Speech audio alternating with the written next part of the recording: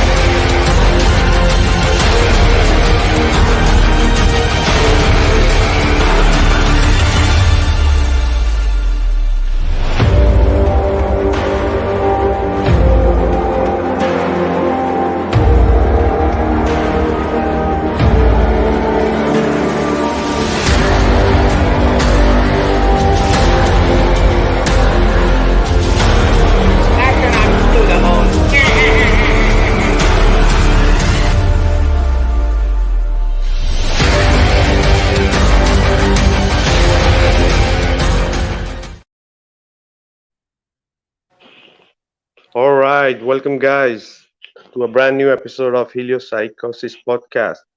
This is your host Vikka Draziv. Guys, welcome to the show. If you're watching us from YouTube, do comment, like, share, and subscribe, and hit that bell icon if you haven't. And if you're watching us from Flat Earth Research Network on Facebook or Heliopsychosis, do comment and tag your friends. Help us grow the show. And finally, if you're watching us from realtruthseekers.net or realtruthseekers.com, welcome everyone there too. And Real Truth Seekers is one of our main sponsors for this show and all our productions. So a big shout out to realtruthseekers.net.com. It's an independent site where no shadow banning. So many of the stuff that you don't find on YouTube, you're going to find it there. An awesome platform. And we also have a couple of more groups apart from Flat Earth Research Network and Heliopsychosis. We have got World Flat Earth Association with almost 16,000 members, and we also have Flatten the Curve. So make sure you join us there too. And apart from that, apart from all these Flat Earth groups, if you want to have an up close personal with what we are doing, so you can even join us our direct messenger chat, which is especially for people who are interested in our conversation and lives. They can be there and get all the info about it. So make sure you join that too on Messenger. Send us a message to me or anybody on the panel if you want to join. So what a show we have today. Let's jump in with our guest and host, one of helicopter pilot from Flatten the Curve, also a scientist, and also my good friend, Rob. How are you, Rob? Are you there? Yes, I'm here. Thank you, Vikka. And thank you for everybody else. I want to say hi to Vikka. If there was a Flat Earth guru, it is Vikka, the Flat Earth guru. And we also have the Flat Earth music guru, Alex Michael. Thanks to him for showing up with us the other day. So thank you, Vikka, for bringing this all together. As always, thanks to all of our support. We have tremendous support like none I've ever seen. From all the groups that you mentioned, RTS and Flat and the RTS that gives us our videos and our video support. Not only our videos and our website, but also video support. They make videos for us. They modify it for us. Thank you to RTS. And I want to say thanks to everybody else that's with us today. Gene, hello, and Michael and I'm sorry, Josh and Matthew, thanks you guys for coming on. I can't wait to talk about this show because every show it seems 90% of the show's the same. I can't wait. We talk about the same topics from a different viewpoint. Excellent as always. So thank you to Vika again for putting this all together, for really bringing everybody together. Thank you. Ready to go. Awesome. Awesome, Rob. Yep. It's one of our favorite topics, and we have discussed it in really length too about this one and today's topic. Welcome, brother. It's great to have you. And our next co host, everybody know him too, part of our production team, Jeannie. How are you? Vikka, I'm great, brother. I've been waiting, just like Rob said, I wait all week for these shows. This is great. I'm happy to be here. Thank you very much. And Rob, good to see you. Josh, nice to meet you, brother. And Matthew, great to see you again. We were all just checking out the moon. And put in the comments if you can see the moon. Where are you from? Where are you from? Where can you see the moon right now? But we can see the moon, and it should be way behind the curve from where we're all standing right here on this panel. It's very interesting, and we'll do more about that some other time. But the Great Plains and the prairies and the shelves and the steppes, we're going to talk about the lands that are flat today, and I'm excited. Yeah, this is going to be fun, everybody. Oh, yeah. These are not going to be speculation because we are speaking about the exact geography of Earth. What is the real geography of Earth, Mm, which is already given right in front of our faces, but it really takes up for some time. It's really hard to see it, but for sure we're gonna be decoding that today. Welcome, Jeannie. And our thank next you. guest also, he was there last week. He had some amazing, awesome things to add about the subject, and also pleasure to have him again here. Matthew Hakim, how are you, Matthew? Thank you for inviting me back. And the last person, I'm glad to come back and with you guys again today. Yeah, appreciate it. Thank you very much. Awesome, bro. It's great to have you too. And our final guest, what would I say about him? He's also an ex-army, and his profession tools can help us understand the real topography of the earth. And apart from that, he's also into movies and Hollywood short films, and he even tried to do a couple of documentaries, and he's on to something. And it's a great pleasure to have him. Joshua Michael, how are you? Great. Thanks for having me, Vika. And nice to see you, Rob. And good to meet you, Gene and Matthew. Um, I've always loved film. I'm glad that the creator put me in this industry because it helped me open my eyes to the truth, not just about flat Earth, but a lot of things that we've been lied to about. And which is why I created jmtruth.com and why I'm gonna do the docufilm the way I'm doing it. I'm going to use their kind of weapons against them. So it should be a lot of fun. Oh yeah, as same as we did in Flatten the Curve. So yeah, definitely. So Joshua, it's the great that you're here. Do you want to share something about your experience as your profession a bit before we jump in our topics and our show and about your latest projects? Yeah. Sure. Just to kind of give everyone I've been gone from well, not gone from the community. I kind of just went off and did my own thing for a while. But basically, my background is I was a combat medic for 7 years in long range reconnaissance. Well familiar with the long range reconnaissance protocols. Going to use some of that in my documentary. Spent 12 years in the military. Met Rob through another Flat Earth project, and Rob and I have been close friends for a long time now. And I went to Seattle University. Um, the creator called me away from that, as Seattle is a Jesuit school, and went to Texas, did a bunch of spiritual learning, and have been studying the flat Earth topic actually since 2012.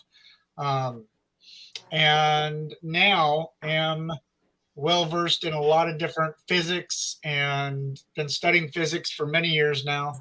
I have a Bachelor of Arts and a Master's of Science, and um, I'm just excited to kind of lay things out um, as in a way that I hope, as you guys did in your film, is is exciting and fun. I'm going to use visual effects to kind of enhance and make it fun for the audience and do kind of the Iron Man HUD thing. And that's all I'm going to say about that. But it should be a lot of fun.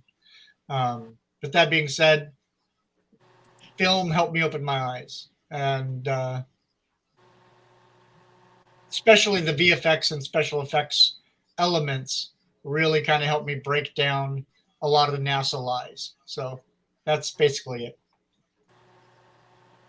Awesome, Josh. Yeah, we know that filmmaking, movie making, documentary making, you really, if you have that art really well, you could really get the message out. It's not about what you're saying, it's how you are saying is also important in this information age, because you could have the most important information right there in front of you, but if it's not well put in the way the people needs to absorb, it's for nothing.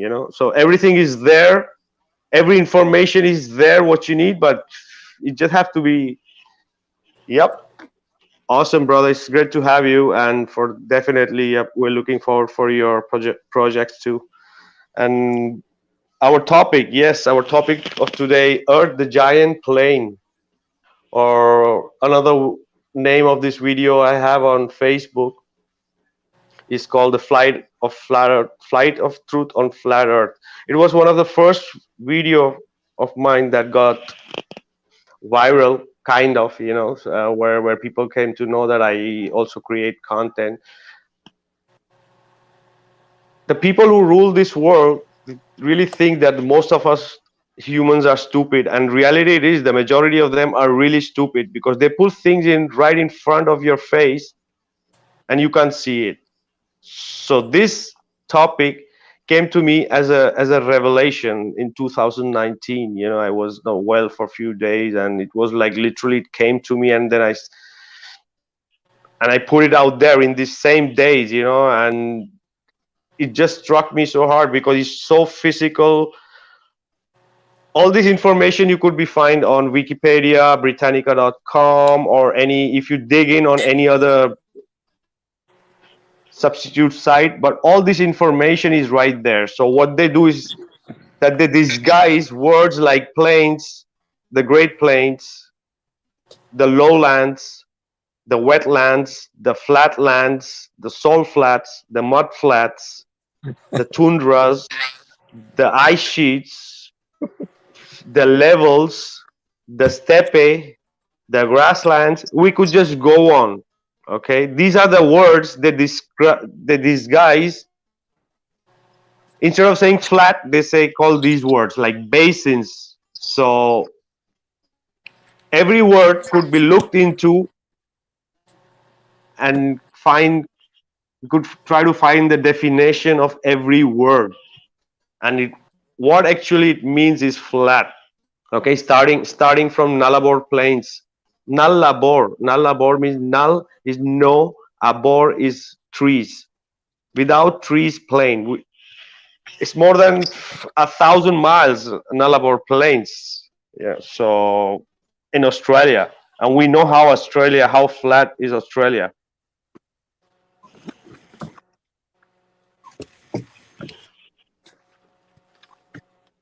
So have you guys any of you checked that video on the plains? I saw it. Yeah, I thought it was awesome.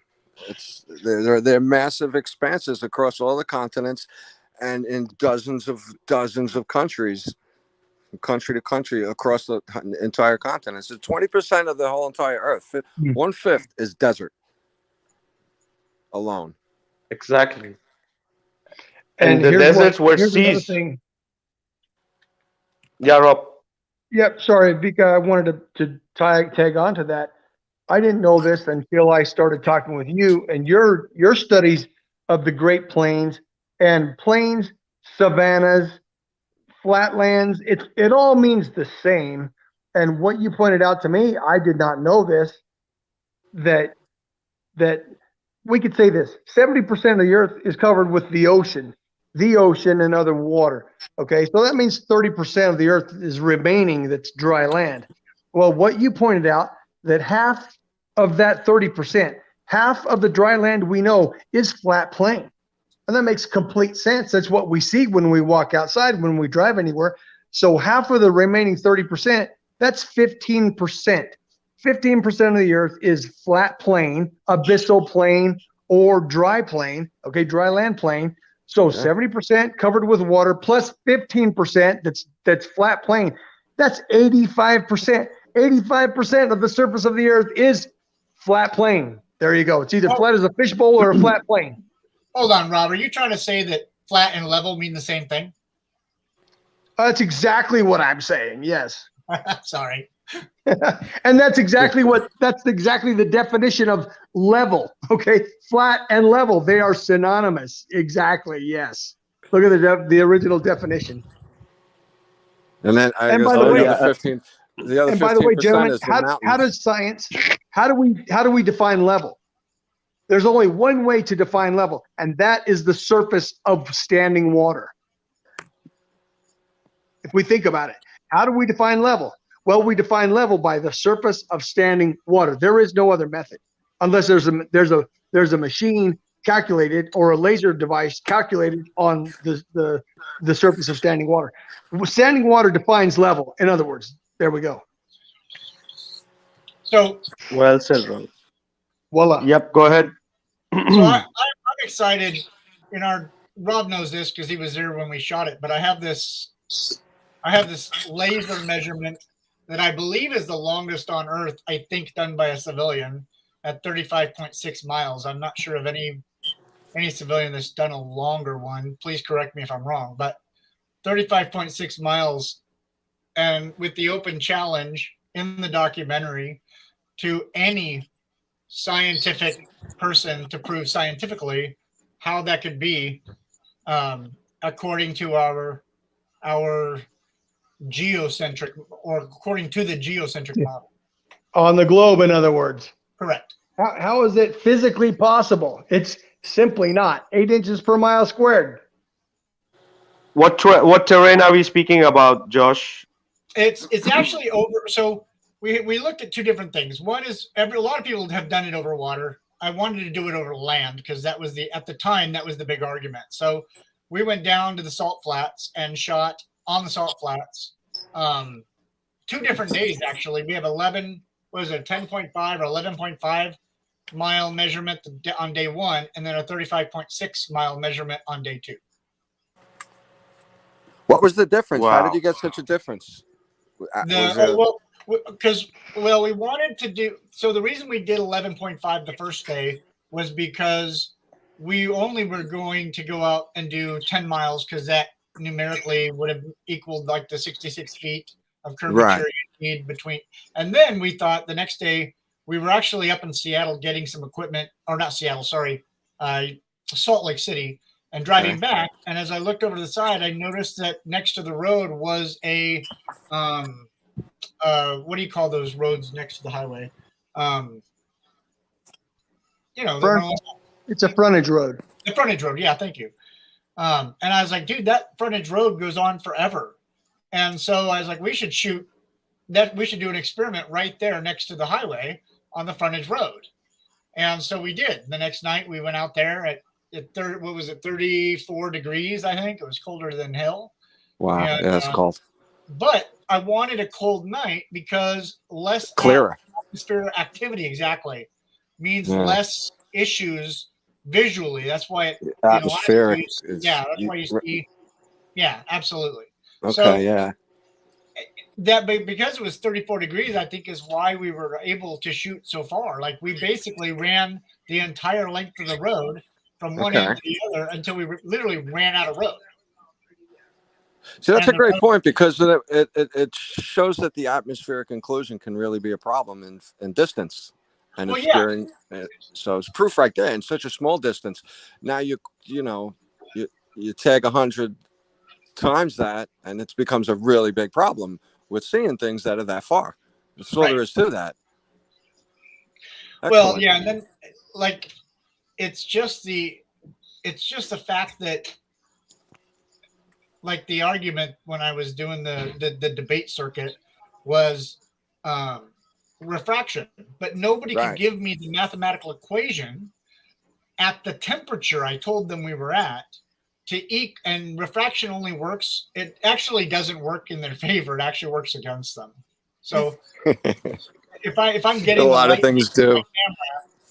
I've got to be within, millimeters of the actual beam because of refraction. So it actually just works against their argument. They just don't understand the science. A lot of it does, which is really great. It works against them. People just can't see it. It's a phenomenon. It's truly amazing. Josh, 35 point something miles is almost 50 plus kilometers. That's quite impressive. Yeah. Quite an impressive distance, yeah. And being on land, so because being that flat, because as you said, it's on salt flats. The words say by itself, they are called salt flats. So it is right there too. Keith has just joined us. It's in our face. Yep. Hey Keith, how are you doing, bro? Doing real good. Sorry I was a little bit late today, but it's good to be here with you again. Hey, what's up, Keith? Hey, Gene, and everybody. I talked to a lot of people about flat Earth this week, and one of the words I use a lot is the word impossible. That the claims that these globe people make are just simply impossible. Like what you're talking about tonight, the Great Plains of Australia, that's impossible to exist on a sphere with an alleged circumference of 25,000 miles. Lake Baikal is impossible to exist on a sphere. The great state of Kansas is impossible to exist. And like you guys are talking about now, the salt flats, especially the what's the big salt flat that everyone uses? Bonneville. They're just completely Not the Bolivian. exist. Yeah, the Bolivian salt flats. Yeah, It's the Bolivian impossible. salt flat's bigger. Yeah, so when people start to think about this, like, What is wow, yeah, Bonneville's not bigger than? That's what I said. Bolivian salt flat is bigger than Bonneville, but they're both massive beyond belief, right? Beyond reason. They're both big enough. Well, the part about the flatness of it all is somewhere you got to make up for the flatness with the more curve. Exactly. So, and another possibility. Yeah. So if you got this massive expanse of flat land that's on a plateau, that's even better for us because now you got to make up even more, and it's not made up. It's not made up anywhere. It's just not. There's topography and terrain, yeah, but it's flat. It's relatively flat and perfectly. Okay, everybody. Go ahead. Everybody know my page is called Truth in Plain Sight, PLAIN, Plain Sight, and many people ask me, hey, why it's not Truth in Plain Sight? It's Truth in PLANE. It's not like that for me. The reason is exactly because of this topic, because all are plains. If we start from the European plain that starts from northwest of Pyrenees, northwest of Spain, and it goes all the way, Belgium, Germany, South Scandinavia, Poland, Hungary, Ukraine, 2,500 miles till it reaches the Ural Mountains, the only mountain range between 2,500 miles. What are we speaking about? How many countries are fitting in this? Also Holland. The word País Bajo in Spanish, bajo means low. As you know, Rob, bajo means low. Yes. Yeah, so Países is low countries, so that's the real translation of Holland. Netherlands is no lands, means it's no land. It's almost at 0 feet at sea level. So the same way it continues all the way 2,500 miles we're speaking about, and then we have Ural Mountains, and from there on it continues till the east coast of Russia. We're speaking about 5,000 miles of uninterrupted flat land, and this definition can be found by anyone in Wikipedia, in Britannica.com, or any information page that people look for information of the real geography of the earth, So Well, that was So why don't that the was globe? Yeah, go ahead. well, Go ahead. that was the other reason we chose the salt flats, because at one point it was a lake, which means that man's hands have not flattened it. And one of the arguments that I kept bringing into, oh, they flatten the land. Well, you'd have to flatten 266 feet high mountain. Good luck with that. But the road would run along the curve if the earth was curved. That's why we chose that site, because it's a man-made lake. So there was no man. I mean, it's not a man-made lake. It's a non-touched lake that is a salt flat. Therefore, it's a natural structure, clearly flat. Right. So Right. you had And somebody. right, Josh, and who's gonna dig 2,500 miles or 5,000 miles of these European Exactly. plains with so many countries? Who's gonna do it that by hand? Right. Yeah, Exactly. and where's Vika, that? Where's that in the history books? all of Europe. Right.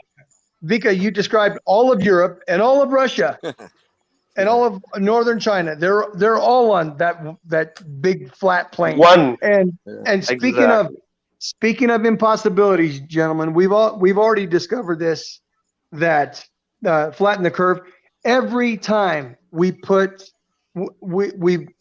place an equation or a simple math or simple science on the globe, it fails every time. That's what Matthew was talking about, or no, that's what Keith was talking about. The globe itself is an impossibility. Once I started analyzing everything, every observation, every scientific measurement, it fails. This came to my mind, and it sticks, and it's perfect. Everyone's heard it before. The globe is a mathematical, geometric, geophysical, geospatial, and in all other respects, a scientific impossibility, and therefore a scientific absurdity. I love that. Well said. And that's as scientific as we could get. It is a scientific absurdity. That means not only impossibility, but they try and make it legitimate, but that's absurd. It's an impossibility, and they trying to make it legitimate, but that is an absurdity. In other words, it's a stupidity. Well, and you know what's funny is even geometry. If you understand geometry, That's a good one. A circle is actually an infinite number of what they call rays. Well, an infinite number would mean that it's actually an anomaly. Okay. Yeah. Because it goes on. I mean, a square has got a structure, and you can count it. But if a circle, although it is a shape, there's no end to it. Correct. I gotcha. Voila. Yep. It's Exactly, an exception, but it does exist. Right, and what also, Rob, on Lake Baikal, we know how big is the Lake Baikal too, and it's also depending on the radius, right? Depending on the radius, that'll increase the distance. Go ahead, Matthew.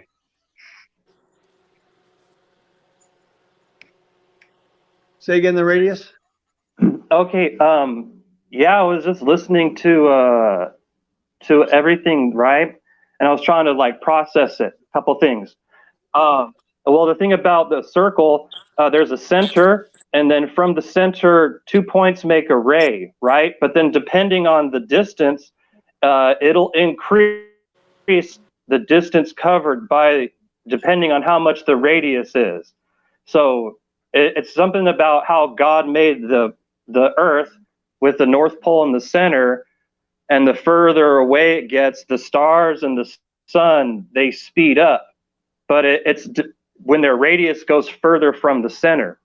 Right. It's something that I was actually working on too. Like I know we discussed the star trails, which is a different topic.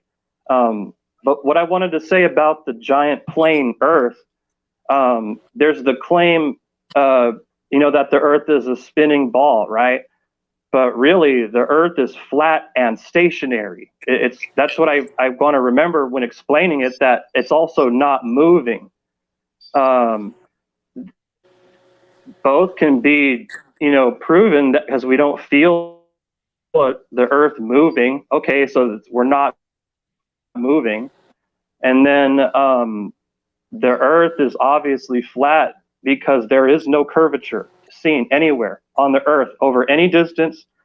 There people try to explain it away, but I have this feeling, right, that if there is one missing inch of curvature, there is none, because the rest you guys brought up earlier, that it is never compensated for in the equation, right? Like where did missing in it also, Right. and then it goes on and it's exponential, especially over such long distances that you guys have mentioned, like in that video about Europe having that giant plain, right? And I was like, yeah, if people in Russian mountains, they could take a picture or try to use like a telescope to get the French mountains, and then that would be really cool.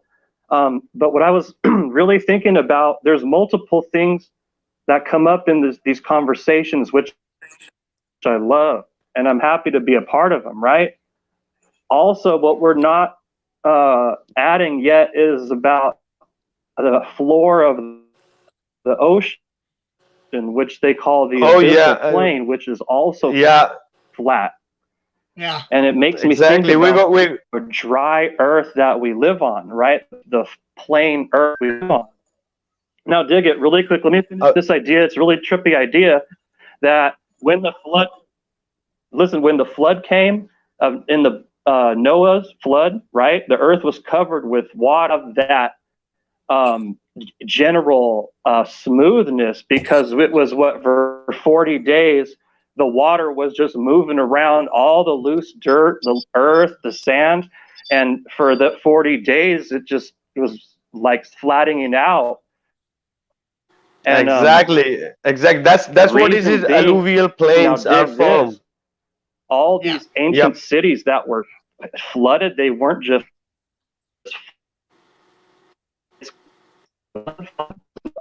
mud. Yeah, I dig it. This led me to another thing. The vision I was having recently was like, how did they find these cities? You know, if other people didn't find them, right? Like the explorers couldn't find them. And the answer came to me. They found the railroad tracks and started digging out the railroad tracks. And that's how they found like Salt Lake City. That's how they found, you know, these cities far out, like in the middle of nowhere, that have this impressive structures. They just followed the railroad track. It's trippy. That was just my idea on it. Yeah, there's for a long time I've known a lot of the railroad tracks we didn't lay; they were already there. Oh yeah, there's a big problem with the railroads and the population, and what they were who built those things in those towns. It didn't make a lot of sense, those stories. Right. And adding to what Matthew was saying, because of the flood and how these plains are formed, that it could be that because of the flood also the sediments are settling down and is making a layer. That's why it's flat, because we in this research we have not even added the desert. Okay, so if we really speak about, it's have to be more than, out of the 30%, maybe 20% is totally flat, you know, and maybe 10% if you have mountainous area, maybe alpines, and it's very few percent of mountains all around. So okay, speaking about the plains, that part we were speaking about, the European plains, that is 5,000 miles. Okay, that's the only part of Russia and all this. If we go down, for example, Asia, if you go to Asia, you have the India, and all this part is the north part of India is supposed to be also northern Indian plains, and then you have the coastal plains. So we could go to different places and you will see the same phenomena happening, you know. So if you go to the US, we have the northern plains, you have the Great Plains, you have the subarctic plains. It just goes on. And then if you go to Australia, you have the Nullarbor Plains, and then you've got Ivory Basin, you've got the grasslands, you have the tablelands. I'm speaking only about Australia. Australia is supposed to be one of the flattest continent. You know, there's a misinfo about Australia, that Australia don't exist, that the flat earther says that the Australia don't exist. It's only to make us look like fool, because Australia is one of the flattest continent of all. It's so flat. You could have train line going for hundreds of miles and a freeway going all the way for a couple of thousand miles just in a straight line. How is it possible? They don't need to do any tests. Okay. And another thing I wanted to add about, apart from the oceans, all the water, we have these 30% land that are most of flat, and above that we got rivers which run flat for thousands of miles. That's another extra flatness we have there, which proves in itself that the geography and the topography of the earth is flat, because the water is looking for level and is flowing level. It's not going above a, climbing on a globe, or going down on a globe. It's all. Anybody wants to add something before we continue? Well, I like to bring up that video you have, Vikka, of like, everybody likes to talk about 120 miles of the Suez Canal in Egypt connecting. They forget to say that they're connecting the Mediterranean and the Red Sea, which is, I think, like 3,400 miles of flat in that area right there. And that's a really great little video you have on your page. I think people will get a lot out of that. And it also reminded me, you were taking that, you were looking, I guess that's north, right? I wish you would have turned around and filmed the other side, and you might have what was on the other side of that plane at the time. But during it was Red Sea. Yeah, it was Red Sea. It was flying over Red Sea. You could see the Mediterranean, you could see the Suez Canal, and you're flying above near Egypt, just before passing over Egypt, and you are seeing the two seas connecting with the Suez Canal, all flat. There is no water running up or down. It's connecting the two seas. Yep, go ahead. And you're at 30,000 feet. There's no hint of a drop anywhere for any reason. It does not hint towards, maybe over there, past there's a curve. Just past where you can't see is the curve. But that's a great video. It really is. Yeah, it's massive bodies of water. I think one of the telling things is, of the thousands and thousands of rocket launches we've had the last 60 or 70 years, there's not one rocket launch that shows the horizon flat at launch turn into some curved horizon at altitude. And we've got Blue Origin going up allegedly 53 miles, and not 1 inch of curvature ever emerges as it ascends. Amen to that. Yeah, it's a simple little thing that all these rocket launches, they start out showing the Earth straight down, and then when it gets to altitude, it bends over, and then it shows a curved horizon because of the fisheye lens or the wide angle lens. But they do not have the one video showing a flat horizon turn into a curved horizon at some magical altitude. Exactly, because there ain't any curvature. And you know what else about the launches that's very funny? Well, watch, they start to curve when they're within our eyesight. We could see, for many miles, right? And it never starts to curve, but for some reason, the rocket will start to curve, and we can, as we see it with our eyes. So it's like it's worse than a deception. It is like a psychosis to think that the Earth is curving and it's going up, when really we're perceiving a level Earth, like a horizontal Earth, and then as we could see it with our, without a telescope, it starts to bend, and then it just goes into the ocean, the Bermuda Triangle, disappears. Right. Here's another. It's like a letdown, honestly, because we all use. Yep. Go ahead, Rob. Yep. One good reason they tip over, and I saw this in person once, the spring of, I think it was March of 1996. There I was in Cape Canaveral, Florida. This happened at 2 or 3 in the morning. Big space shuttle launch. I'll tell you what happened. It went straight up.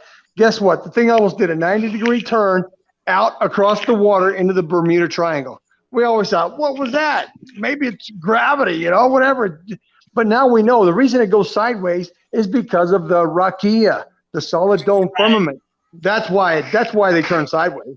And they It's know it's exactly. all a it's all a show, guys. Just remember, it's all a show for Yeah, the NASA fanboys exactly. to have something to hang on. All these, all Yeah. these small time Waste Yeah. scientists money. working on those helium balloons type of rockets Yes. and shooting something is just a pure show. Nothing is, they're not sending huge stuff up because they don't have And the capacity to put this kind of thing there. So we're gonna have one show specially for this where we're gonna, how we say, expose how these people are faking everything, and how they shoot everything just for the propaganda. There's no science there. There's basic science there for some scientists to have some job and call NASA and all this CGI stuff. Okay, so we're gonna go in that for sure in the Yeah. coming weeks. It's maybe next week, because as I was well, saying to hey, Keith, it's not all just fake. There is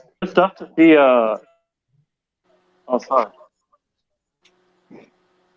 It's not just fake. It's a Oh, well, Chinese I fireworks just show. wanted to That's add, what it it's is. not all It's a, fake because, I mean, the military, if they're shooting nukes, right? Now think of it. If they were shooting nukes up at the firmament, right? What if they were successful in destroying it? What they were trying to do is possibly end life on Earth. If you think about it, like they're shooting nukes up, they know it's there, right? They know the dome is there. So they're shooting nukes, high capacity nuclear weapons on these high altitude rockets, right? High powered rockets. They're trying to kill life on Earth, which is something they might be trying to also do with CERN. I mean, I'm not too concerned about it because I know it is a lot of, propaganda, but Yeah. anything they can do, they'll use it for evil. yep. That is You know what I Uh, yeah, mean? they do. Any Yeah, technology, like, oh, what can we use this for? How many people can we kill with this? that's Yep. exactly And then right. use it on Sure. some third world country or Well, whatever. Yeah. You Any, know, So anybody. you know what I Na- mean? Everybody NASA is is now. a all right, Chinese all right, fireworks show all right. with the Exactly. fake So, rockets and the helium room How they balloon were rockets. shooting yeah, nukes at it. they Well, do spend some shit, and they make some shit. you know, Yeah. it is that there are things that they were interested with the.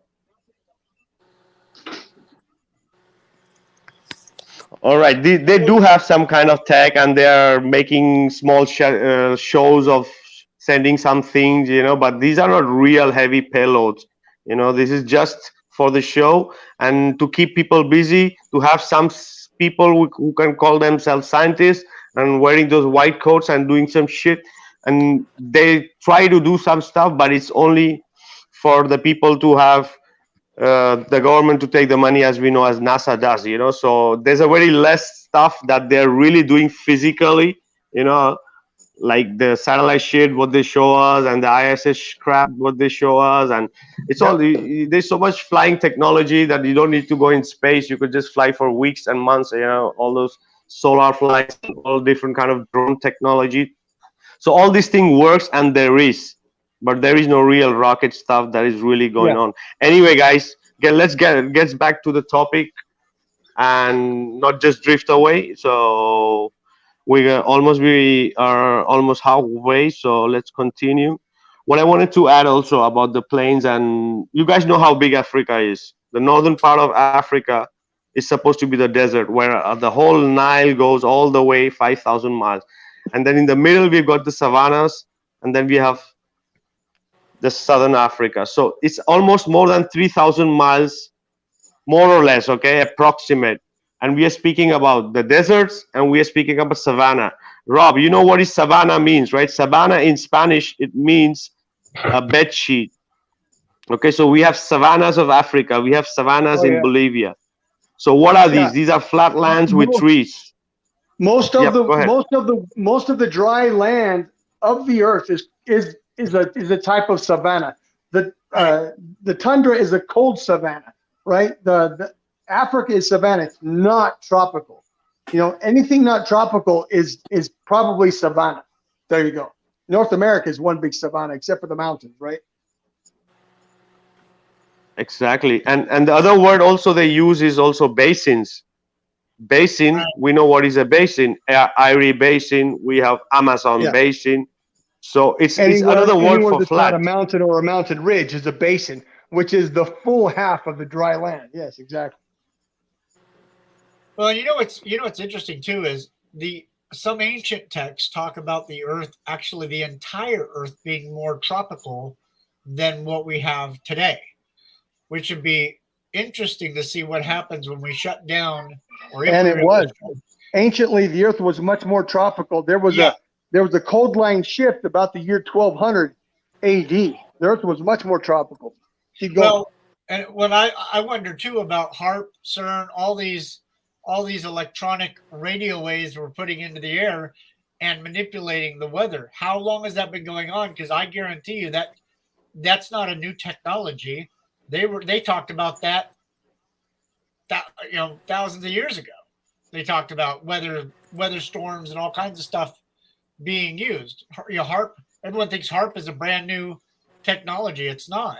So my question is, if we quit messing around with the weather, what would the Earth actually settle back into? Would we have more of a tropical environment? I think a lot of our weather patterns are man-made and manipulated. Personally, Voila. That's Oh yeah, could Yeah, could they be admit that because now. Yeah, Sahara. you're talking about Put the straw on it here. homeostasis, right? Yeah, adding to what Josh was saying, the Sahara Desert was supposed to be one really ancient civilization also, and was green and all this stuff. So it's possible that they manipulated, and today it's supposed to be one of the most poor part of the world. yeah. It could be totally possible. Go ahead, Matthew. Oh no, I was just what the Earth has. I don't believe in the climate warming, global warming, because the Earth does have what's called homeostasis. If it gets too hot, there's it'll change what it does. If it gets too cold, it'll change what it does. The Earth is like a living machine, like electrical machine organism thing. So if they are messing with the Overexploitation. weather, I do There think is- the Earth will correct itself. Yes. Yeah. There is no such thing as global warming, we know, because there's one big reason: there is no globe. There's no So globe. that changes everything. Wait, what? What? Yeah. I'm out of here. Hey, but pollution is more of a risk, though. If you think about it, on the plain Earth, flat Earth, pollution is more of a threat because there is no ozone hole or hole in the layer for the gas to escape. So if they're Right. pumping chemicals in the air, it's much worse. So I don't believe in global warming, but I believe environmental impact is made by humans. Yeah. And we should. Oh, definitely. Everybody should be aware of our The impact. contamination. Yeah, the contamination is true. We can see Yes, everywhere in many different, in water, in land, in many different. Yeah, go ahead. Who wants to add? How much, by the way, gentlemen, I've been studying this as an industrial engineer since about the year 1997. How much pollution gets into the air? Think about just do a comparison, okay? All of the contamination ever from mankind, all of it compared to the contamination from one volcano. Yeah. Oh exactly. yeah. Okay, you with me here? Oh, yeah. One Sure. volcano will overshadow all of the pollution ever put in the air by mankind. Okay, Right. here's another thing. Los Angeles alone, it gets real cloudy there from all the smog and junk in the air, okay? In one day, a good breeze comes off of the ocean, blows it all away out to the ocean. Where does it go? It goes out, and literally the jet streams, the earth cleans itself, my friends. Let me tell you, Right. I literally Oh, have yeah. been studying this climate change thing and this man cause. It's nothing but more myth and theory. It's nothing but a global, I say global, but tax. It's nothing but a tax on governments. That's all it is. The earth Yeah. does clean itself. The atmosphere cleans itself. Literally, it really does. We should have a big show on this alone. I've got all the Yeah, a material lot for of it. steam, and it's not like Yeah. The air circulates. but you got to right? admit The air there are circulates. like if they go into a river and they start like mining a river, and then it's like a poison. No, but the river, it does get contaminated, and then that's what I mean about like the environmental impact. It is very true. The earth heals itself. You know, There you Yeah, go. till where the human.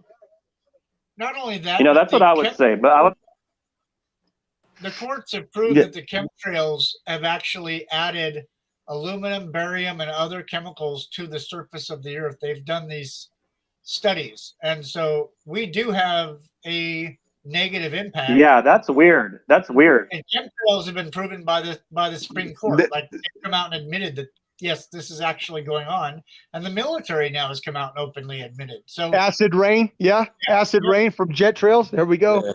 They're gonna spray where the insects are. You know, they're not gonna spray. They're not gonna spray where there are no insects. You know, so we know they treat humans as insects, so they're gonna spray where most of the humans are. Because if you really go in the pristine outback, really where there is no people, it's pure, clean, and it's real nature. Yeah. And like barium is a mineral that is not found on the surface of the earth. So in order for it to get there, also aluminum, in order for it to be there, it's got to be put there manually. That's what we're proving. There you go. Just like the fake vaccines, the body will cleanse itself. That's why they want more vaccines. They want the boosters because the body cleanses itself just like the earth, by the way. Right. I avoid the hot word, guys. Okay. All right. Oh yeah, that's right.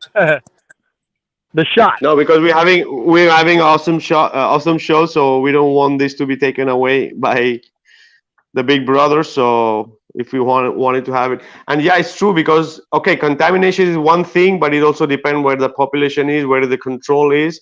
But the real nature exists, and more of the places where we can't reach is real nature, pure nature. And I hope it's not that contaminated. So it just depends area-wise where we are.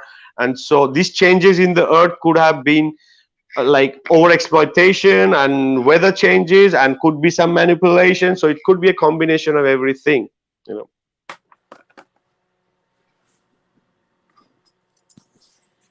So to get back to the giant plane, I would love to find a way to get past Antarctica because, again, Admiral Byrd said that there was land beyond there. That's got to be why they're guarding it. Okay, the ice wall areas too. You know, go ahead, Jeannie, and then I'll continue. Yep. I was thinking if we concentrate on Antarctica in basically one area down there, but if you take the whole circumference and think of all the land that has possibility to have is crazy. Right. Oh, that's a lot of land. 2,500 miles. 2,500 miles times that multiplied by that circumference. That's more than the Earth exists. Yes. That's an enormous amount of land. The potential for it, though, if that's true, a 60,000 mile, 2,500 mile thick circle. What? Yeah, that's what you're talking about. It's hard to imagine. That's crazy. Okay, the ice wall. Okay, go ahead, Jeannie. No, I'm sorry. I was just going to keep going on about that. No, so speaking about the ice wall and the geography. Okay, we all know what is sea cliffs. Okay, the sea cliffs is the land near the sea, which is like, you know, everybody know it's in US, for sure in US, here in England, in Scotland, you have those, looks like the ice wall, but it's land, you know. So the same thing is happening, I think, in Antarctica. It's not a wall, it's just the same topography like we have there when there is no ice. You guys getting what I'm saying? So it's just continues to be more land with some ice, and maybe after some time there is no even ice. Right. Or this ice part is only some part of the world, not everything. Because how can you, if you see geographically, the Australia that is on the southern part, how are we gonna have that ice wall when the summer in Australia is criminal? It's like it's crazy. I see what you're saying. It's too hot down there to have That's a good ice like point. that. Go ahead. I was just saying it was a good point.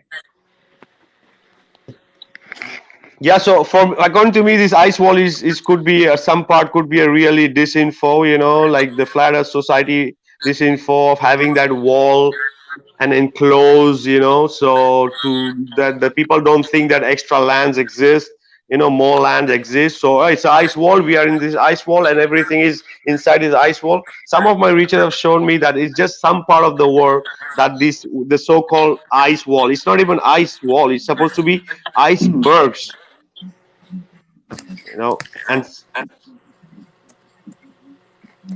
go ahead. Anybody wants to add something before we continue? Well, the reason I even mentioned it is because in order to have the ability to even explore that, I was thinking about oh, sorry. Oh no, I was just going to say, in order to explore that, we have to get rid of all of the policies and regulations and all the garbage that keeps us from being able to explore in the first place.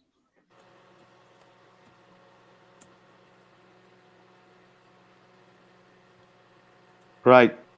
Continue, Matthew. Yeah, the treaty. Yeah, the treaty that stops the people from exploring, right? The Antarctic Treaty. But what I was thinking about the ice wall and then however far away it is from the dome. I mean, the Bible says that it's water. It's just water. And then the lights, that's where this water that's on the other side of the firmament or, dome or rakia, those are the lights that project down heaven lights exist. And then it's not, I like the idea of more land outside the ice wall, but I think from what the Bible says, there's no other land. It's just heaven on the other side of the barrier. And hell is probably in the lower half of this cosmic egg that we are, it's just heaven. The angels, God, the sun. That's great. You know what I mean? Matthew, the only problem is here. that the ice wall, they're having no extra land, and the ice wall being so near makes the world very small. Okay, and there are many ancient scriptures and cultures we speak about and have a lot of information. Okay, maybe. Chickens in there now? There are extra lands. Okay, being the heavens are above and the belows, and the level below is another concept. And what it is we're the. Well, the other question is, and because we're assuming that on the other totally side possible. It is totally possible. Lower worlds above us. We're assuming that on the other side of that the rakia ends on the other side of the ice wall. Assuming that the ice wall exists, there's no telling how big the rakia is. There could very well be lands on the other side of the ice wall. And the rakia may be much bigger than we know. The angle doesn't make up the angle. The angle, the curve of the dome to finish near the ice wall is going to be very small. The dome have to be very, very small because we are speaking about few thousand miles, or a couple of 100,000 miles. Well, like allegedly, Admiral Byrd had planes crashing into it when they were exploring. So that's probably how they figured out, unfortunately figured out where the dome was. Like they had people just fly right into it. And then they're like, okay, we can't keep flying these coordinates. Then they started measuring it. And they just sealed it off. So they can't go there. But I do like the and that was idea in of the the internal Earth, like the idea there's like levels. But yeah, like in Turkey, they have like a whole city underground. Like the people had to survive underground. There was something in the book of Revelation how it talked about the angel puts a bowl of God's wrath on the sun and burns all the people. And I was thinking, did that already happen? Like that melted the buildings and the people had to escape underground. And if you see in France, they have the catacombs, and it's macabre, but it is beautiful how they have the skulls and the skeletons arranged, because they had to eat the people. They had to eat each other when they had to survive underground, when the sun was burning the surface of the plain earth. And I was in the book of Revelation, how much already happened, what already happened and what are we expecting. It's just one of the aspects that interests me of that. Yeah, Matthew, the dome being near New Zealand was the information was in the encyclopedia. And that information being in encyclopedia, we can't really rely on that. Maybe it's true, maybe not. But as dome such big to finish in New Zealand, I think it's really close, really near. So what we have to understand that, okay, maybe according to the Bible, it said that the dome is there, but this dome could, we are not denying the fact that the dome exists. The only thing is that we're saying it's possibility that it's not so near, because we humans cannot even reach to there. And these people just giving this information that they don't let you to Antarctica or other place because we're going to reach the dome, we're going to reach end of the earth. But it could be possible that they don't want people to go there because it's continue, because so it's we have to look at the evidence from all different angles, right? Yeah. And there has to be a way out, because Enoch. Because if you take Enoch as being correct, he walked his happy ass out of here. Enoch walked to where the Creator was. not. Yeah, but these people had magic. These people had power. Dome, like if you look at. Are you talking about like when Enoch walked in the frozen lands? Yeah. Because that's another interesting aspect too. Like, where exactly are these lands that are being described? That's very interesting to me. As far as the firmament over the flat Earth, like what I'm interested in is that independent Go Fast rocket of 2014 that only went up about 72 miles. And as I look at the flat Earth map, I like the Gleason map, right? And across, how long is it across? So if the firmament is about 70 miles up, that means basically Earth is like a coin, almost similar to like a coin. Like it's but it's very mysterious. Yes, Matthew, but they can only go up. Well, that's what this crashing. Because come on, NASA's saying they're going up. What, like a couple hundred miles or thousands of miles? They're obviously lying. Yeah, but this don't have to be a physical solid dome, because if it was a physical solid dome, that rocket would be into thousands of pieces. Okay, it could be a layer of gas. It could be more denser liquid. Could be anything. Yeah. But of a physical dome. Yeah. So, yeah. It's many different possibilities. Liquid. Yeah. Anyway, we're gonna take a short break, and we're very interesting. We're gonna take a short break. We're gonna be back, and then we're gonna continue with the show. All right. We still have a lot of things to cover with the topic we have today, so let's not try to drift away too much, because we don't want to be everywhere. We want to cover the topics where we are planned for. All right, guys. We're gonna be back in 2 minutes.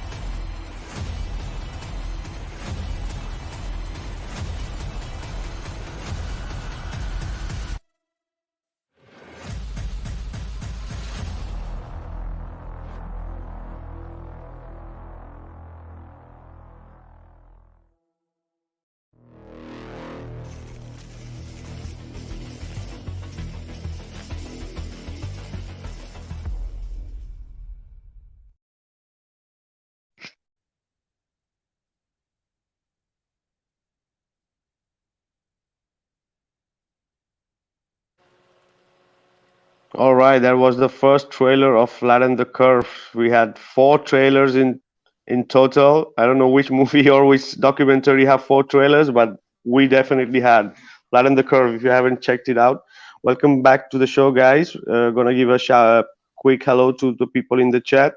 We have Dr. Frankenstein. Hey, we got Zoo Scott. Amo, how are you? Jess Palmer. We got Effie Nation. Hey, Carl, brother. Prefile 766. We got Jeannie is there also in the chat. Awesome. Then we got Rene Caluisia. I don't know if I said it right. Yep. Welcome guys to the show, and we got Tommy Rogers there. Hey Tommy, how are you? And yep, we have on panel today, we have Rob Taylor, Jeannie Edited, Matthew Hakim, Keith is there with us too, and Joshua Michaels. Welcome back to the show, guys. And yep, we just drifted out a lot from that, but yeah, it's always possible, you know. We just connect the dots and we go to the string, and we could just go anywhere. So let's try to finish off with our topic. And I wanted to continue with everybody know where is Black Sea.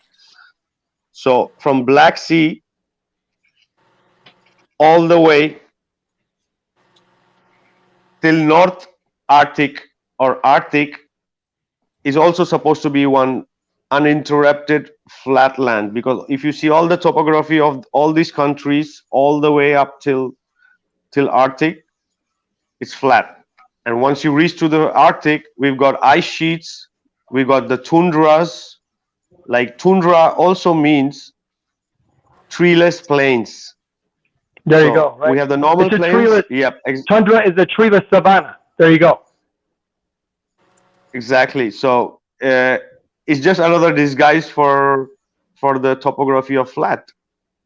And then we're going to continue where we come to North Canada. After Arctic plain, we have the Hudson Bay. We know how big is the Hudson Bay. It's all flat. Yeah.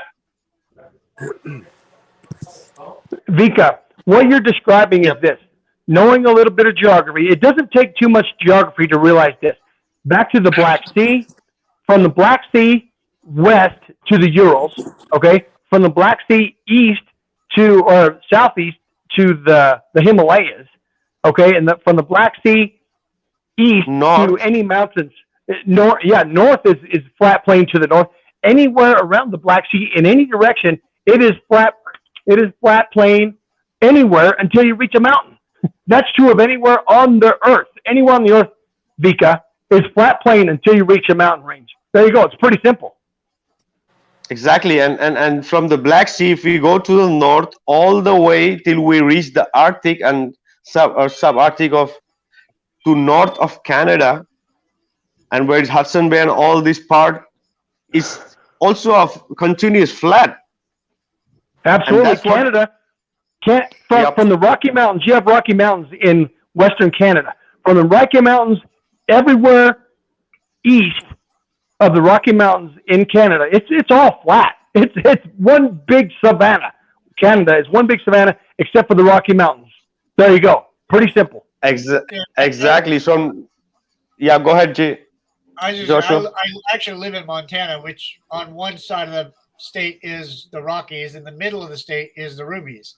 Between the two is where I live, and it's flat. It's a plain. Even the Bitterroot Valley where I live, it's a flat plain between the two mountains. There you go. Exactly. The North Great Plains that is in Canada. Then we have the Great Plains. Then we have all this part of Kansas, and all this is totally flat. We all know, more than a pancake. And then we have the whole Mississippi River and its tributaries all the way till we go to Florida, where is all the wetlands of Florida. Yep. So Florida is almost one big swamp. So it's as flat as a swamp, which is water. And Florida is almost one big pond. Yep, sure is. So if you really see a topography map of the U.S., You have the mountains on the left, and it's all the way flat, all the way till it comes to Central America, where you have the Central American plains. Then you have the Mexico and some deserts there, and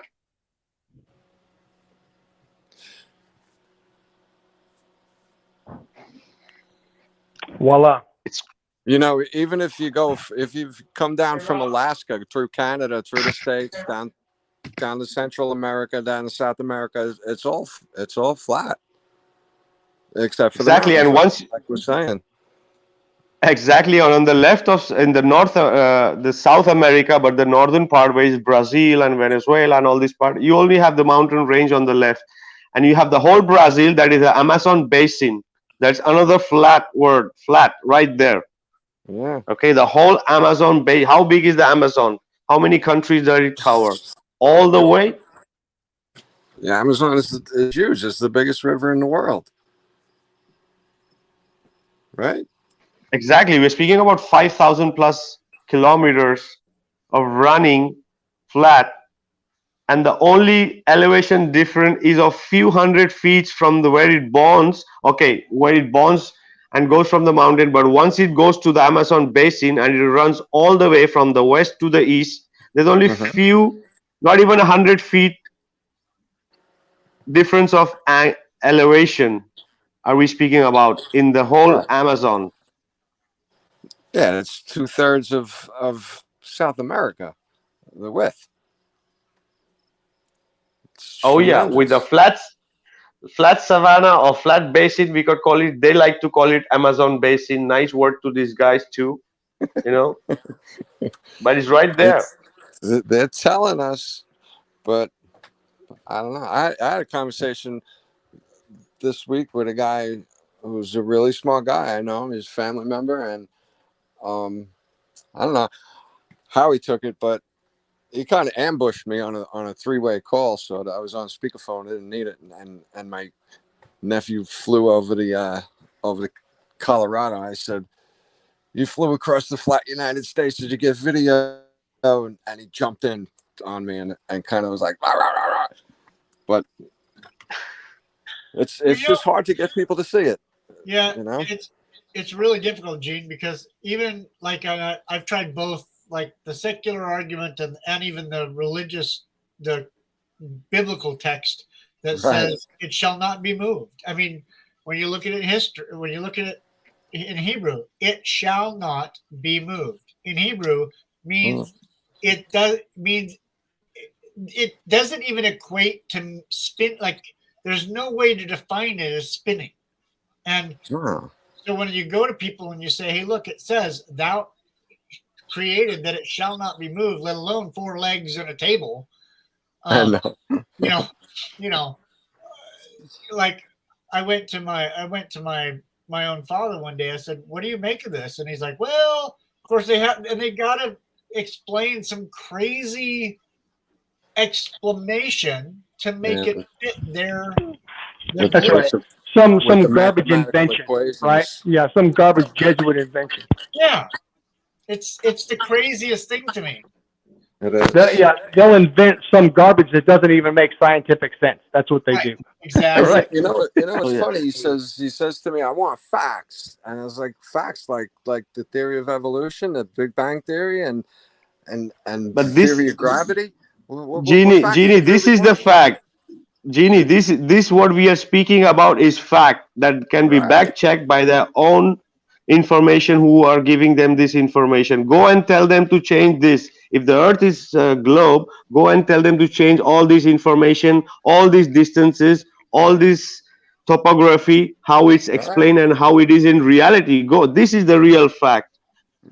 Absolutely. You know, so and this one exactly, and it's physical, and it's no reflection, is no any kind of in the space or planets. Is right there. We are speaking about the physical ground we live on, which each definition given by them just disguise the word flat in these words. You know, so and if you continue from South America, you have the grasslands in Argentina, you have the salt flats Bolivia, you have the another savannas of Bolivia here. So the whole Amazon basin, all the way to Chile. It's we have gone from all the way whole Russia to all the way from Black Sea and all the way from all US, North America, Canada, all the way to South America, and it's all are different words for flats. Well, that's what is happening there. Yeah. Yeah, Don't go forget, ahead. Vika, it's only 29% of the world that we're talking about. This is the land, not the water. And there you go. Exactly. Exactly. So that's what I'm talking about, the 70% of the Earth that has to be Yeah. flat, because with the definition of flat is the surface of water. There you go. Right.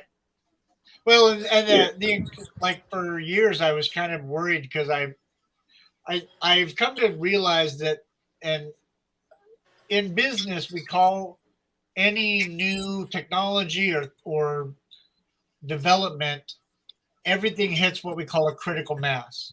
We are right now, actually, the topic of flat Earth is beginning to hit, I believe, critical mass. Yeah. Once we hit critical mass, they're Gets exponential.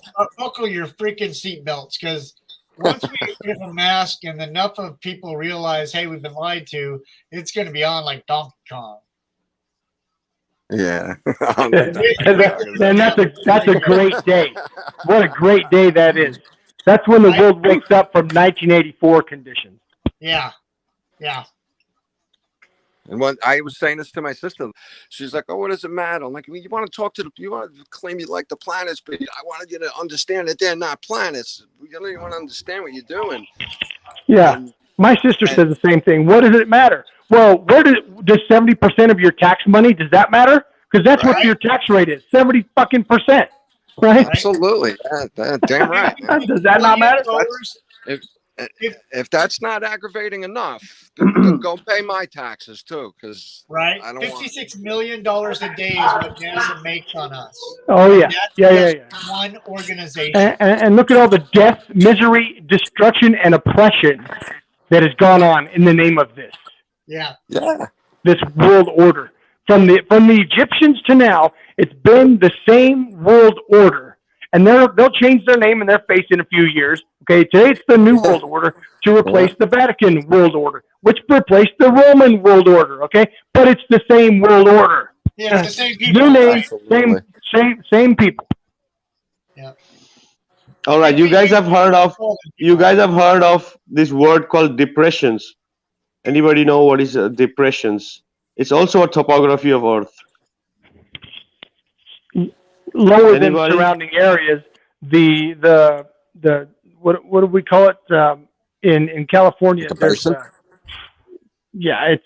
lower than surrounding. It's like a bowl. It's like we have it's lower. There are a lot of places lower than sea level. Actually, that's part of it, Vikka. The word when they say in the is, I don't know, the Earth was like a clay under a seal. That's what it made, a depression, oppression, a print. So there are geographies of Earth that is called depressions, like Danakil depressions. These are wastelands with kind of minerals coming out and springs which are toxic. So these kind of places are called depressions. They also it's another kind of geography that exists on Earth. Okay, and even the Dead Sea could be one depression. Okay, and the one I know of, it's called Danakil. So it's also flat. And as we speak about swamp, from the Niles, there's a part of Niles that is kind of a swamp, which is we are speaking about hundreds of thousands of square miles of this swamp that nobody can pass through. That's a lot of land with flat swamp. Okay, that's part of in some part of the Nile. Yeah, go ahead. No, I was saying. I said right. I should have probably muted my mic. Sorry. No, and okay, yeah. Who? Yes. So I do have a question. There's obviously this debate going on too. You talk about depressions. What they call craters. We know asteroids and meteors don't exist. Some of these circular rings are full of water. Anybody got a good theory on what they are? It could. I've heard. I don't know, but it could have been somewhere where the water came in from during some of the floods. Like they opened up and water spouted out of these enormous spouts, these holes. Well, the fountains, those are big sinkholes. They exist on all continents, by the way. Right. There's one here close to my parents' house in Arizona. It's called Meteor Crater, and guess what? If you look at it, it is right smack in the middle of an underground aquifer. It's an underground water system right there. There it is, fountain of the earth. There it is. And if you look at it from overhead, there are identical holes all over the world. And there's one of them right now. It's called the blue hole in Belize. And I'll tell you about the blue hole in Belize. That exists 60 miles off the mainland of the coast. Okay, 60 miles offshore. And guess what? There is no coral in the middle of that hole. And here's why. Because there's fresh water coming out of it. The coral can't live there because it's fresh water. What we're talking about is a 60-mile aquifer that comes out into the main ocean, 60 miles out underground, and then it surfaces right there. And if you look, the thing is 435 feet deep. To me, I'll tell you, that sure looks like a fountain of the deep. It's described in the Bible. There it is. That was my take on it too. I just was curious as to that makes the most sense to me is when Enoch and there are the aquifers opening up, that's what that would be. Exactly, and there are few lakes that exist in Asia too. That there are on these craters. There are these lakes, and they're ancient. Yeah. They're old. They're not new. They're not new, but they're ancient. So also that it's possible that this could be, as you guys say, the fountain of the deep. It's totally possible because there are underwater. Same way we have the rivers that is working and flowing in different direction. I think this has to do with the magnetic center because some goes from west to east, some go from east to west, north to south. So same way there could be a water system below the earth, and this could be the exit points. Could be, but it's also possible that this could be ancient mines. Okay, it's a hypothesis, but could be possible. Oh yeah, that is possible. And Lake Titicaca in Peru. Lake Titicaca, there you go. Where'd all the water come from? So high up in the mountains. That's right near one of the plains also. Yeah. That's what I'm getting at. Yeah. One of the fountains of the deep that opened up way up high in the mountains. But then again, there's a lot of evidence that shows the big, tall, steep, craggy mountains emerged at the death of Jesus Christ. The earth did not have tall, steep Himalaya-type mountains before the death of Christ. The earth just arched its back like a cat at the time of the death of Christ, and that's where all the mountains popped up. Interesting. That's another topic, as we discussed last week. That's another big topic. I call it smooth earth and dry earth. Some of those meteor craters look like what could be cut down trees that have rotted away, with the center rotted out and just the outer ring still rotting away. Just resembles them. Sometimes it does. They do look like an old tree stump, big old tree stump. Well, I do think there are some actual huge, enormous old tree stumps on Earth. I mean, it's kind of hard to deny the evidence of the actual cellular, whatever you call them, structures of those trees. Right. So I mean, and when you test the DNA, it tests out to be. I mean, it's all. What's crazy is a lot of the rocks, even in the mountains, have got DNA. Oh, really? Oh, yeah. It's like, and the mountains break apart in the same way a tree breaks apart. Or even a body. Sorry? Oh, yeah. There are some mountains that I think are probably giants. Right. Yeah. But definitely agree with some of that. Yeah. The last week we had an awesome show on that about the giants and the trees, and we had some amazing inputs from everybody on the panel. So what I forgot to add that time, what could have been possible, that maybe one of the reason also they could have cut the trees to rot the roots and use those root system as caves. Maybe it's possible. But it was an awesome show. Right. That's interesting. It was an awesome show. So Josh, do check it out. Last week was great. I actually watched And part this- of it. I was watching while you guys were talking. Cool. Oh yeah, it was great inputs from everybody. So yeah, and okay, continue. We have a couple of things to discuss before we'll be wrapping up, and because we don't think we have time to discuss the abyssal plains, and the sea, and the how you say the dive of truth on flat Earth. That's about the oceans and the seas and all the flatness that it have, and all the continental shelves and the sea cliffs and the abyssal plains, and how that gradually it happens, and how we have the continental shelves flat after the beaches continuing for hundreds of miles until you come to the continental slopes till you reach the abyssal plains, and which part of the world are the biggest abyssal plains, or what kinds. And it's such a huge topic in itself about the abyssal plains too. So we in this one we are only gonna covering the plains and the above sea level stuff. So you guys heard about steppe and pyries. I don't know the word, the right pronunciation. Pyries I and think so. steppe. Yeah, it's another word for flat. Yep. Yeah. Okay. Go ahead. No, I was trying to make out the second word you were stepping. Pyries. No, how is it? Yeah. I think you said it right. Sounds about right. I'm not Yeah. sure So that I'm actually familiar with that word. okay. Maybe you can spell it out, Janie. It's very difficult. Where is it? Yeah, step. STEPPE. I've been reading about step. Anybody That's that wants to study steppe. Russia, yeah, he goes, Right. it's the step. I always thought it was, it might be a gradual incline, but it's a flat. It's known as a flat. What we're talking about. Exactly. It's a flat plain. Absolutely. Yeah. The whole And what Silk do you Route. get when you get to the Gobi? The Gobi Desert, one big flat. Eastern Europe and Russia, it's as flat as the eye can see. Like that photo you've got on your Truth in Plain Sight, Vikka. That's it. That describes most of the Earth. Oh, Exactly. by the way, The steppe. everybody. Yep. Just by the way, let me throw this out. Yes, last night, 9 hours, I drove from Utah down to Arizona to visit my family.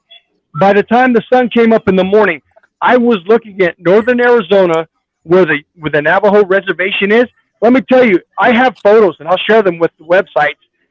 Flat as the ocean, flat as the horizon at the ocean.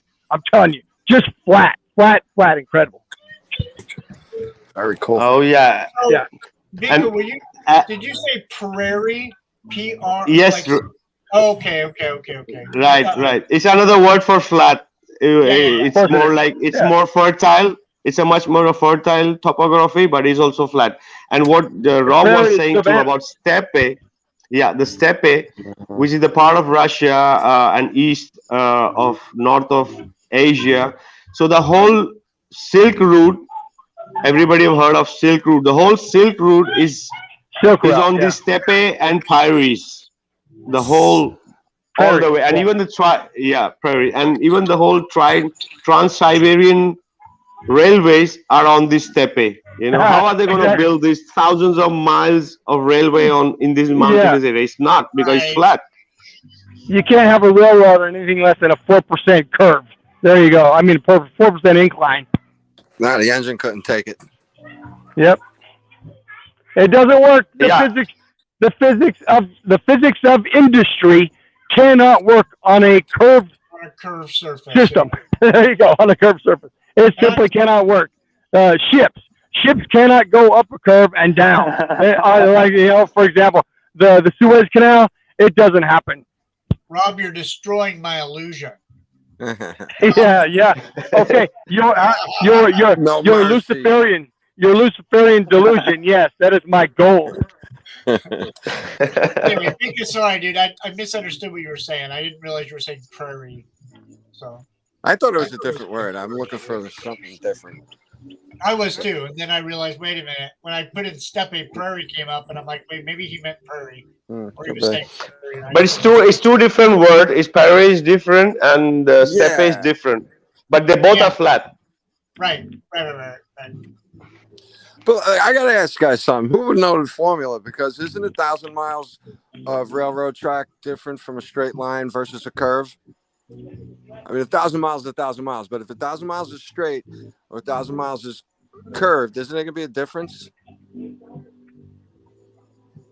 Well, you gotta measure the circumference of the curve. Then, if that's what you're doing, you got to measure 1,000 miles of a straight line is 1,000 miles, but 1,000 miles with any curve in it is going to be shorter objectively than the 1,000 mile straight line because of the curve.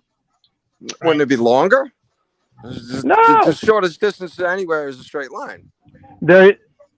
Yes, but it's still a straight line of 1,000 mile straight line distance is still longer than 1,000 miles of any curve. Because the curve has to go around and takes up more distance going around something. Right. So the line would be shorter. I mean, if you're measuring it by mile and you're actually measuring it, 1,000 miles is 1,000 miles, but you're going up versus straight. Right. So you take the flat 1,000 miles from here to there, for straight across the United States. If it's straight, it's going to be a certain amount of miles. But if it's curved, you mean horizontally straight? That's what you're saying. Okay. Yeah. Right. If there's if there's an incline curve, there could be.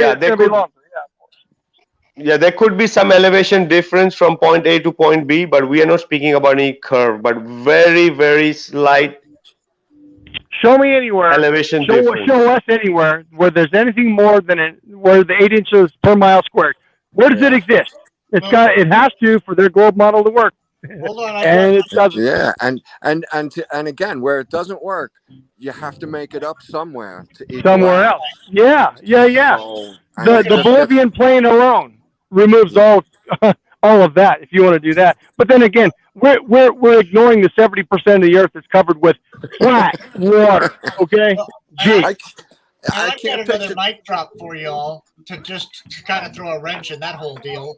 Is if we're spinning at 1,100 miles an hour, that equals 2 tons of energy per inch at 1,000 miles an hour at 8,000 miles to the circumference of the Earth.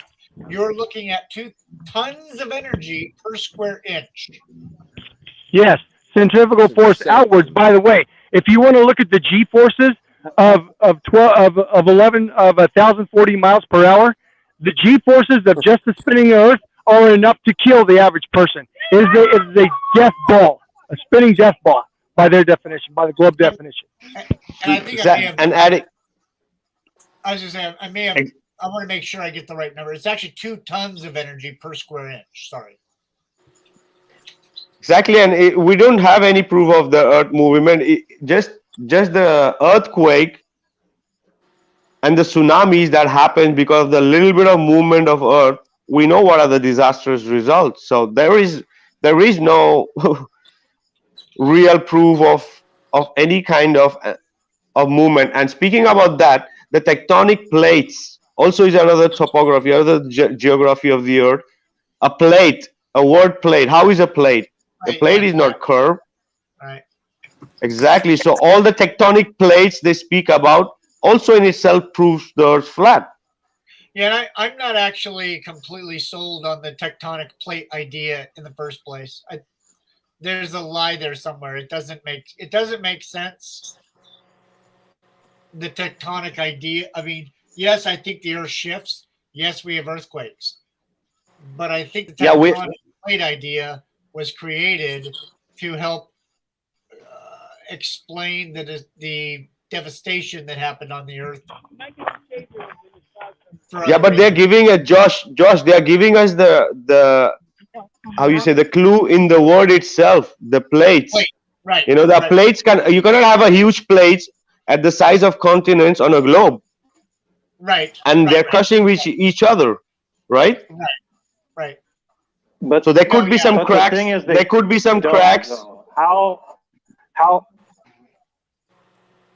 Like, for example, how can any of the structures that are aligned with the stars how would they be able to be in alignment with the stars if the plates were moving? See, there is no plate moving. Yeah. Right. You know what I mean? Yeah. Just like the Georgia Guidestones being like it looks straight at Polaris, it's not moving at all.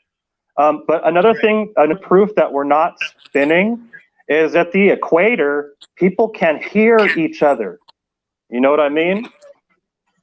It's like if people were like 10 feet apart, one facing east and one facing west, as if the earth were going faster than the speed of sound, the people would not be able to hear each other. You know, one of them wouldn't, and that's another proof. How would sound be locked in with the Earth's orbit if we're going faster than the speed of sound? Right. You know, it's just another proof. You know? They would say it just moves along like airplanes do, but there's no Coriolis effect on airplanes and only bullets. That's pretty crazy. But that's what they would claim. That it's just like if you're in a car. Yeah, like the radar has to be straight, right? And it doesn't go around anything. You know, so it's almost like everything disproves any idea that the Earth is like a ball. Right. Exactly. You know, everything. Or moving. Exactly. And what I radar off. You know, they're not bouncing radar off of gas. They're bouncing it off of. So I was actually on a mortar team for a while when I was in the recon, and there is a Coriolis effect in the manual, in the mortar manual, but the Coriolis effect is from the round, not the Earth. The round is spinning, and so because of that, you have to account for that spin because it will take a round off course. Because of that, you have to calculate for that. But it was always basically known that it's because the round is spinning, not the Earth spinning. In fact, in the manual, it says Earth, no spin, right in the manual. So the contradicts itself. Yeah, it contradicts itself. Absolutely.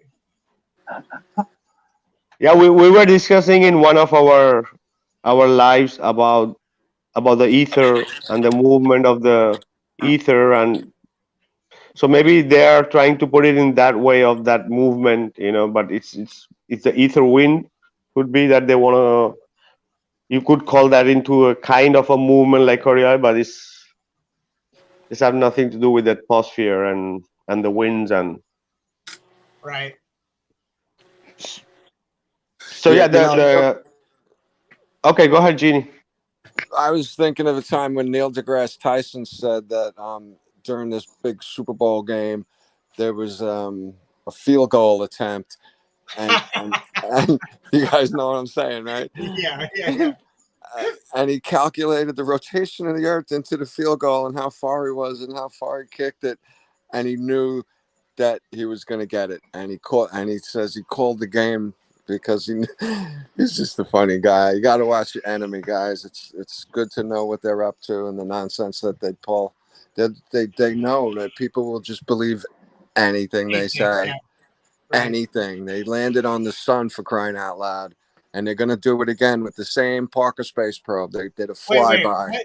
They actually, I missed that. They've actually said they landed on the sun. Well, it's a little catchy. They said they drove through the corona of part of the sun, which is 1.8 million degrees, with the Parker space probe. And what they I swear to God, they videotaped. I know. They can put any crap. What? Yeah, and then the NASA fanboys are gonna love it. So there is nothing that survived 6,000 degrees. Nothing. No.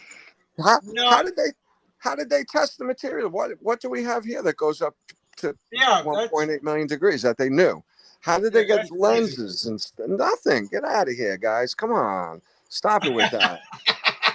Stop it. And you know, you look at the size of the Earth next to the sun, you realize that the Parker space probe now becomes a speck of dust. Where's the gravity of the sun?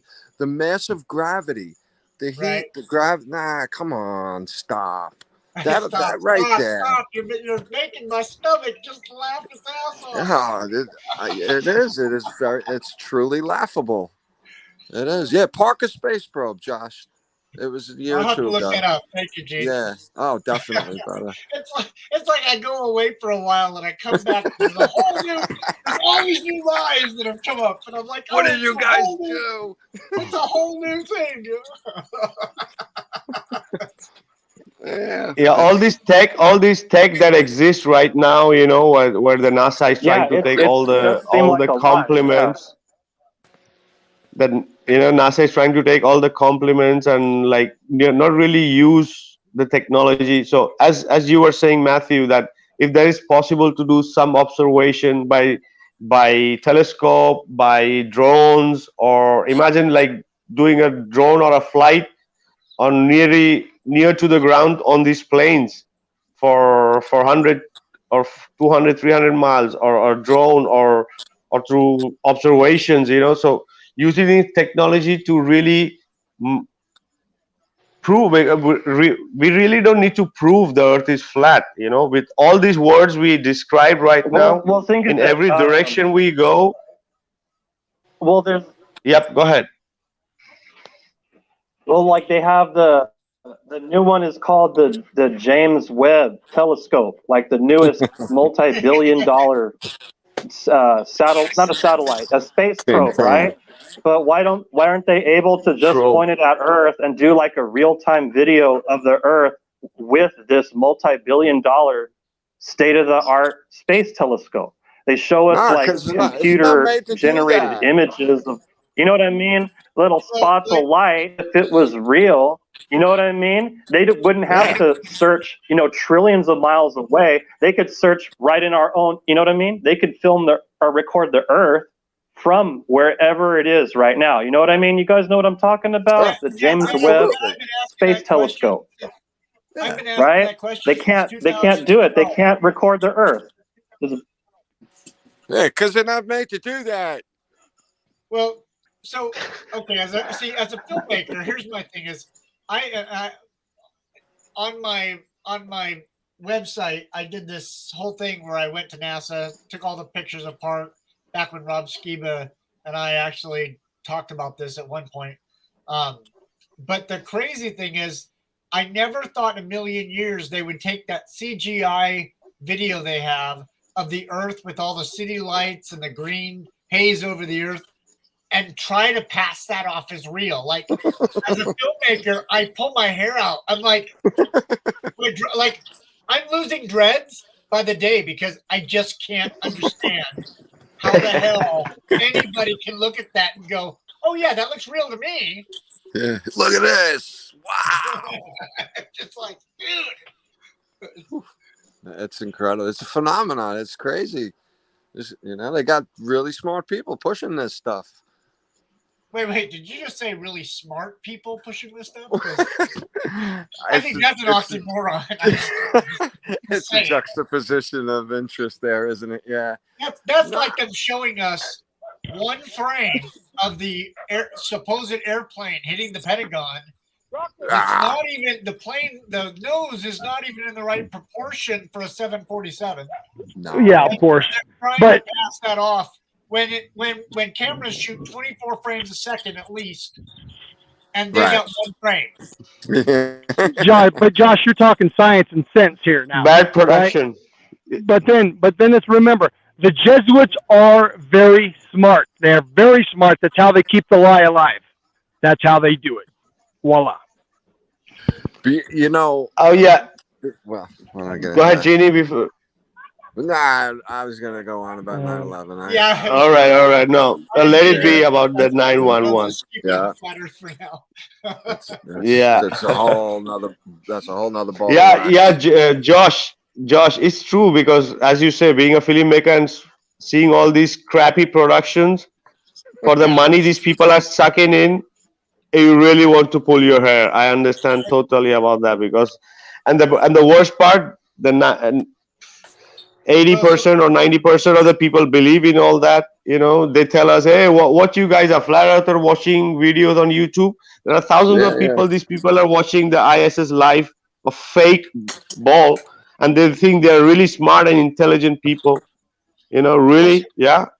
Yeah, so I'm super. So just to kind of punch this again, I'm really excited about this documentary I'm putting out, because Rob and we started a documentary back in 2019, had some issues, it fell apart. I archived all of that data, all the video footage. And finally I got some really cool technology and VFX, and I'm going to do something I don't think we've ever seen an independent do. And do it from a position of actual making a documentary of what's a docu-film, and do it in a way that I think will be entertaining and fun. But I'm just going to totally take the CGI to the next level and then dismantle it at the end. So very cool. Yeah, I'm super stoked, because I'm like going to put the lie out there, put it in front of everybody's face, and just systematically dismantle it. Very nice. So it's like I said, it's going to be a lot of fun, but should be cool. All right, good luck with that. Oh yeah, definitely. We're gonna be looking forward for your production. And as you said, Rob also have amazing things to say. His testimony also in Flatten the Curve was really awesome, and for sure, what material you have from him have to be awesome too. So yep, we're gonna be looking forward for that. Rob was awesome. Hours of material, right, Rob? Oh yeah, hours. There's so many hours, and we could talk this all day long. Yeah. All right, guys. So soon we will be wrapping up, and we're gonna have our last words. And before we have our last words, I'm just gonna do a small resume of the show. That we saw all these words we discussed here. It's for anybody to go and look for each and every word we spoke about, being from plains, the grasslands, lowlands, wetlands, the tundras, the savannas, the basins, the depressions, the ice sheets. So every word could be go and look into and see where are different part of the world, what they are, and everybody's gonna see that it's just in every direction you go, leaving out the desert and the sea, but you can go, it's all a flat plane in every direction, and it just goes on forever. And we try to discuss it in detail about every word, and we gave general idea for the people to go and look into. And this is undeniable proof that the earth is flat, is one of the most and physical proof, real geography of the earth, of the plane we live on. And as I said, it's not about the sky, it's not about the planet, or it's not about things that maybe sometimes it's difficult to prove. This is real geography of topography of the earth that we live on, and it's so endless. Go and look into it, and you're gonna see that it is like that, because these people can tell us, the elites could lie to us in every way, but they also put it right in our face. And this is one of the topic that is right in our face, with everything there for us to measure, to calculate. Because if they really want to change and say the earth is a globe, the first thing they need to do is change all these words and these distances and this topography, and say to us where is the real curve. So, and that's really, I think, is impossible. So it was really a great show today, guys. So we're going to be having our last words with our guests, and we'll be wrapping up. Who's going first? Yep. I go first. Guys, thanks to everybody for showing up in the audience tonight and in the chat. It was fun to see everybody there. This was a really great discussion, because 70% water can't bend, and now the land is not bent.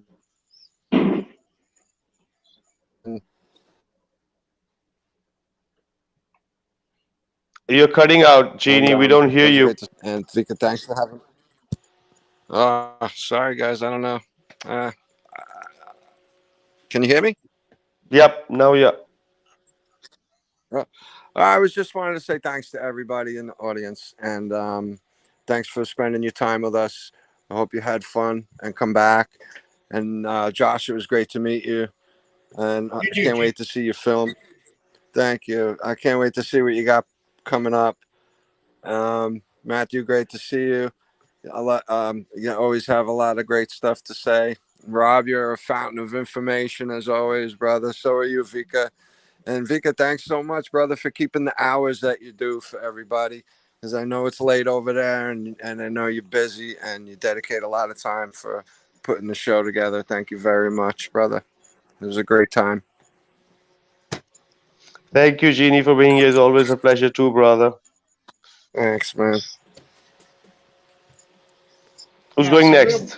Real quick, thanks, Vikka, for having me, man. It was fun. It was a blast. I would love to do this again. If you ever want me back, let me know. Keep an eye out for the film. Thanks, guys. It was Rob. It's always good to talk to you, brother. Gene, great to meet you. Matthew, great to meet you. And remember, guys, that when we talk to people that don't know this, kill them with love. Do not call them names. Do not fight back. You're not going to make them see the truth. Our job is to plant seeds as a gardener, and then the Creator waters those seeds. We have no control over when someone's growth comes. All we can do is plant seeds of love, and love causes those seeds to grow, not trying to force it. Awesome. Totally agreed, Josh. So thanks again, Vic. Love it. Love you, man. Oh, thank you for being here, brother. It was great to have you. Yep, definitely we're gonna have you on the shows too. Matthew. Yes, final thoughts. I just want to thank you for inviting me back to talk again. I appreciate it. I appreciate listening to you guys and talking with you guys. Earth is definitely flat and stationary. Earlier, someone asked the question like, what does it matter, right? Someone had brought that up, and I realized that is a big statement, because honestly, the truth about the earth probably wouldn't matter if the people don't realize it. It wouldn't change their life at all, like one way or the other. If the earth were a ball or flat, the people, if they don't have a mind for it, it doesn't matter. Just I think about like when Jesus was on the earth, the people saw him and they could hear him, and they treated him, a lot of people treated him like trash, so it's like that. It's like a blessing to realize the truth about the earth. It's a blessing to realize that there's the huge deception going on with everything, not just the shape of the earth, but the history of the earth. Truth about medicine, truth about energy, truth about humanity, how we are basically like one human family, and we're just all separated, and we look a little different, and we sound different, and the people were killing each other over money that doesn't even really exist. The paper exists, but the money doesn't even exist. So I would say, like, it really does matter. All these things matter, truth of the earth, truth of God, truth of who we really are. If the people don't recognize it as meaningful, it's true. It's like, why argue about it? We can't fight with someone and convince them that all these things that we talk about are important. We can't force someone to even try, So I think of it like a blessing. When we realize the flat, stationary earth, the lights move above us, we're the center of God's creation. It's a beautiful thing. And that's it. That's what I wanted to share for my final thought. Thank you, guys. Well said, Matthew. Yep. Unity is really important for us to overcome this indoctrination. Together only we can make it possible. Thanks for being here, Matthew. It was great to have you, brother. Rob, what's up? Yes, I was about to. Yeah, I wanted to jump on that. Cool. It is a blessing. I'll tell you what, as a scientist, literally as a degreed engineer and a pilot, I knew something wasn't right, but I couldn't put my finger on it. But then as I moved from Army into Department of State embassy work, international military diplomacy, when I moved over there, I realized this is worse and more wrong than I ever dreamed. I'm out of here at Benghazi when that happened. And then shortly after that, actually it was a couple of years after that, my buddy showed me the truth of the shape of the earth. And that's when everything became clear. Everything became clear right then. And it's as just as what Matthew said. We can relate that to people at the time of Jesus. People were searching for truth. The Pharisees and Sadducees and the Romans had so deceived the entire world, nobody could find truth. Along comes Jesus, and he lays the truth out for everybody to see. Anybody who was looking for truth, when they found it, they were relieved. Even the centurion came to Jesus and he said, Master, I know that thou art good. Thou canst save my child. Jesus saved his child because his faith was so strong. There are people who are searching for truth. This is the truth. We can rest our hat on this, on the Creator and the shape of the earth. There's nothing behind this wall. This is not a fake wall. This is it. That feels good. And I'm saying this as an engineer. Since 1998, degreed engineer. I'm saying this from a scientific standpoint. There's nothing beyond this. We have found the very end, and it feels good because it is of the Creator. Thank you to the Creator, and thank you to Jesus Christ, the Son of God. Thank you. That's all for me. Yeah. Absolutely, Rob, and we know the real cause behind our movement. We know the real cause, and it's huge, and it's more than huge, and more than we can imagine. What we all are doing for this cause, every flat earthers. And thank you everybody for being here, and everybody in the chat, and make sure you join us next week for our next show. It's gonna be awesome too. Awesome topic. Thank you everybody, and thank you Gene, thank you Josh, Matthew, Rob. See you everyone soon. This is Vikka Draziv signing out from Heliopsychosis. Bye guys. Good night everybody. Not everybody. Bye.